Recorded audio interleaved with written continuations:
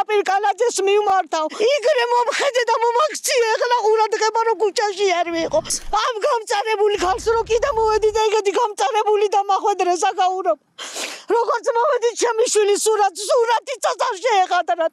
27 წელს ბეხძიმე გოგოს სურათი იდო და იმოდა ტრაქტორი მიუშირეს და დაანგრიეს. არ წამთავ ხალხს ცოდვები სარეშინია. დამპირდნენ რო არ დამიგრევდნენ და მეცხოვრა დროებით გადავყოფილიყავი სანამ რაღაცას ვიზავთ. მაგრამ მოვედი და მიწასთან დამხვდა ყველაფერი გასწორებული. ყველაფერი ნახეთ როგორ მიყრია აქ.